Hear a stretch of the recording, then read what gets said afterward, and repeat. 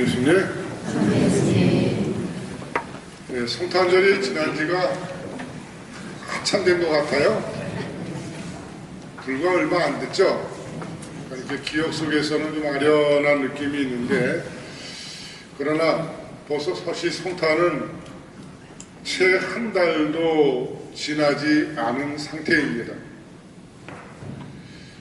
성탄이 지나고 우리는 주님 공연 대축일 이후로 복음의 내용들은 특별히 주님 공연 대축일 이후 계속해서 이러저러한 기적 이야기들이 계속 나와요. 좀 유별날 정도로 마치 예수님이 기적을 일으키는 사람인 것처럼, 그리고 우리들 역시도 무언가 조금 착각을 하는 부분을 일으킬 수 있는 게, 예수님께서 좋은 말씀을 해주셨고 그리고 그분에게 병고침을 받으러 사람들이 많이 왔다. 복음은 얘기 그렇게 기록하고 하고 있는데, 좋은 말씀 들으러 갔을까요? 병 고치러 갔을까요? 99.999%는 아마 10,000명 중에 1명 정도는 말씀을 들으러 간 사람도 있을지 모르지만, 대부분은 그저 병 고치러. 그 병이 육신의 병일 수도 있고 정신의 병일 수도 있고, 만약에 태릉 성당에서 일주일에 한 번씩 미사 때 쫙 기도하다가 하여튼 뭐 과정 속에서 병고침 치유의 의사가 여기서 벌어진다면 전국에서 몰려오겠죠? 그만큼 이제 사람들은 그 기적을 통해서 병고침의 의사를 받고 싶어 하는데, 그 부분이 뭐 잘못됐다는 얘기는 아닙니다.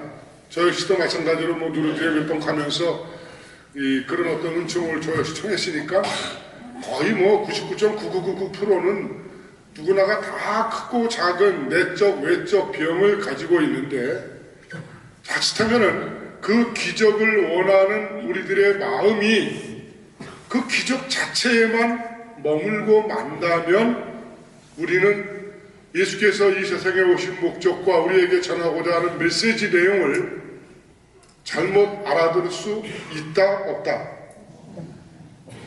있어요.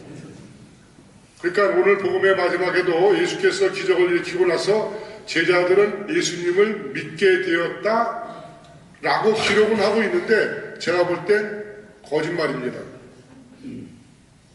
믿으려고 노력은 했는데 어떻게 저렇게 됐지 하는 퀘션 마크가 남아있는 거예요. 시간이 지나고 나서 예수님의 부활 승천과 성령을 받고 나서, 아, 그때 가니까 그 기적의 의미가 이런 의미가 있었구나 하고 깨달았던 것이죠. 그러니 예수님과 함께 더불어 살던 그들도 그제서야 이제 그 기적의 의미를 알아들은 것처럼, 우리 역시도 예수님의 그 메시지를 성경을 읽거나 공부하거나 쓰거나 또는 기도하거나 할 때 그 메시지를 온전히 다 알아듣는다는 건 거의 불가능하지만, 그러나 또 알아들으려고 노력해야 합니다. 초등학교 시절에 이 가나의 기적 이야기를 들었을 때, 그리고 이제 교리 시험을 볼 때 예수님의 첫 번째 기적은 무엇입니까? 하고 물어보니까 거기다가 쓸 거 아닙니까? 가나의 기적. 그러니까 기적 자체에 우리가 너무 몰입해 있는 부분이 있습니다. 그러니까 저 역시 마찬가지로 뭐 초등학교, 그 국민학교 시절에 예수님을 마법사로 이해했죠. 그리고 이제 고등학교 가서 제법 책을 좀 읽게 되었을 때에는, 아, 예수님은 이 가나의 기적을 통해서 성모님의 청혼을 들어주는 분이구나 하고 또 잘못 이해했습니다. 부분적으로는 맞지만 전체적으로는 틀리게 이해했다는 얘기입니다. 그리고 이제 나이가 들어가서 묵상의 깊이도 깊어지고 지혜도 좀 더 조금은 많아지면서 이 가나의 기적 이야기는 훨씬 더 풍부한 내용을, 또 깊은 내용을 우리에게 전해주고 있습니다. 복음의 주인공은 당연히 예수님입니다. 복음의 핵심은 예수, 그는 누구인가를 말해주고 싶은 겁니다. 바로 그분이 우리가 믿는 하느님이며 이제 그분이 오늘의 기적을 통해서 구약의 계약을 넘어서서 우리와 새 계약을 이루는 분이다 하는 것을 미리 보여주고 있는 겁니다. 달리 말해서 우리는 시나이 계약을 통해서는 율법이라는 선물을 받게 되지만 가나의 혼인잔치에서는 같이 한번 따라해 봅시다. 메시아적 포도주. 한 번 더 하겠습니다. 메시아적 포도주. 즉 과거의 백성은 율법의 선물을 통해서 너희가 이 율법을 지키면 나는 너희들에게 영원한 생명을 주겠다. 그리고 부수적으로 뭘 주느냐? 넓은 땅, 적군으로부터의 보호, 적군을 쳐 싸워 이길 힘, 그리고 그 당시에는 자식을 많이 주는 게 지금하고 또 다른 겁니다. 왜냐하면 자식이 많다는 건 병사들이 많아진다는 얘기예요. 그러니까 큰 축복인 겁니다. 그러니까 그런 보너스까지 함께 더불어 주겠다 이 얘기입니다. 그런데 이제 예수께서는 이 혼인잔치를 통해서 메시아적 포도주를 우리가 얻게 되는데 이 포도주는 곧 예수님의 피를 통해서 이루어지는 새 계약의 표징입니다. 오늘의 복음은 돌로 만든 물독이 6개다라 이렇게 아주 구체적으로 묘사를 합니다. 사도 요한이 시간적으로 60년 이상의 시간이 지나서 이 복음서를 집필한다고 우리가 인정을 할 때 여러분 60년 전 기억이 정확히 납니까? 안 납니다. 내가 살던 옛날에 그 옛날집 그 뒷곁에 놓여 있었던 장독대 거기에 코스모스가 쫙 피어있을 때 잠자리가 날라왔던 그런 기억이 불과 40-50년이 채 되지 않았음에도 불구하고 아련한데 여기 항아리가 몇 개가 있었을까? 1, 2, 3, 4, 5, 6 지금도 기억이 없어요. 즉 6이라는 숫자를 기록한 것은 의미가 있는 의도가 있는 기록이라고 우리가 염두에 두셔야 됩니다. 그럼에도 불구하고 요한복음은 이 내용을 아주 구체적으로 묘사합니다. 즉 완전수 7에서 하나가 모자르는 6개의 물독은 정결례, 즉 이제 어떤 예식을 행할 때 회당에 들어가기 전 손이나 몸을 깨끗하게 씻는 그런 물독입니다. 그러나 물 씻김만으로는 부족한 구약의 미완성을 오늘 복음은 간접적으로 우리에게 말하고 있는 겁니다. 그러면서 요한복음은 예수님의 공생활의 시작을 이제 이 가나 혼인잔치의 메시아적 포도주의 기적에서 시작합니다. 시나이 계약 후에 이스라엘 백성들의 응답은 마리아의 응답과 똑같습니다. 시나이산 계약 후 이스라엘 백성들은 무엇이든지 야훼 당신께서 명령하는 대로 우리는 하겠습니다 하고 아주 건강하게 응답을 해요. 그리고 그렇게 합니까? 돌아서서 또 배신합니다. 그게 참 인간의 모습이 아닌가 싶긴 해요. 그러나 어찌하든 간에 가나에서는 마리아를 통해서 그 마리아의 말씀 무엇이든지 그가 시키는 대로 하여라 하고 복음은 기록합니다. 그리고 이제 조금 더 위로 올라가면은 시간적으로 마리아는 그 뜻대로 당신의 뜻대로 내게 이루어지소서 하고 응답하며 성령 잉태를 받아들이죠.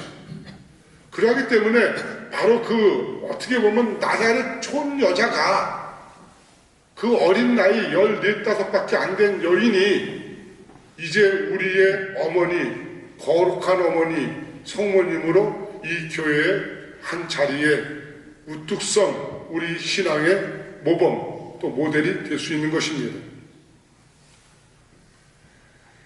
성모님의 이런 말씀들, 이런 여러 가지 행위들을 보면서 이 모습은 마치 바로 예수께서 구약을 완성하는 새로운 계약을 위해 파견된 분이며 바로 하느님이심을 드러내고 있습니다.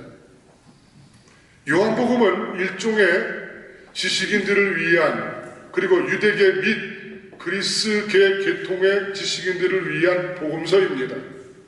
그래서 이미 어떻게 보면 논문처럼 상당히 정교하게 쓰여져 있습니다. 그래서 요한복음 1장 1절에서 18절까지는 그 본문의 서문, 서론에 해당이 됩니다. 그리고 이제 그 내용 아시죠? 말씀이 사람이 되셨다. 그 말씀은 어떠고 저쩌고 쭉 나오면서 참 하느님이셨다. 참 빛이셨다. 그리고 이제 그러면 그 내용을 이제 이야기해 주겠다 하면서 2장 1절의 첫 시적을 바로 어디서 하고 있냐? 가나 혼인잔치에서 하고 있는 겁니다. 그 본론의 내용이 앞으로 우리가 쭉 들어가면서 이제 들을 내용들입니다. 오늘 부분에서 예수께서 하느님이심이 분명하게 드러나고 있는 이 부분은 예수께서 마리아를 부를 때 지금 번역된 것보다는 오히려 옛날 선종환 신부님이나 거기서 이렇게 직역한 내용이 저는 훨씬 더 맞다고 보는데요.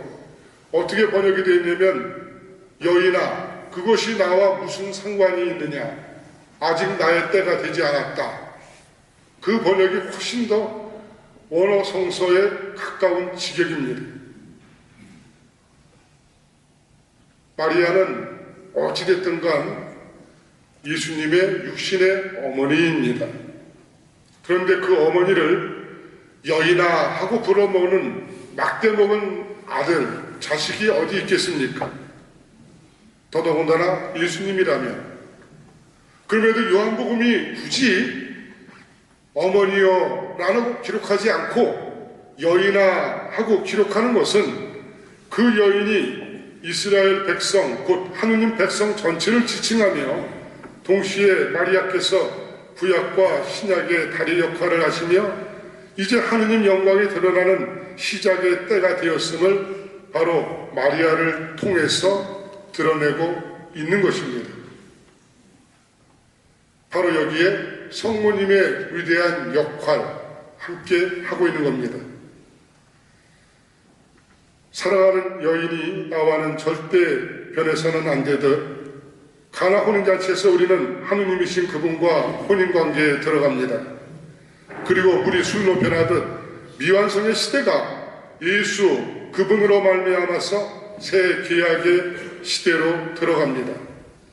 이를 보고 오늘 이사야에서는 신랑이 신부로 기뻐하듯 너의 하느님께서 너로 말미암아 가로 열고 예수 당신이 이제 그리스도 메시아로 이 일을 시작하심으로 인해서 가로 닫고 기뻐하시리라. 또 가로 열고 이제 그 말을 받아들이는 자 그것을 실행하는 자 그들을 통해서 기뻐하시리라. 가로 닫고 이렇게 복음을 연결시켜서 우리는 또 묵상할 수 있을 겁니다. 혼인한 사람의 징표는 흔히 반지로 표현됩니다. 그러나 믿는 자 우리의 징표는 주님이신 예수의 피로 맺어진 혼인의 관계입니다.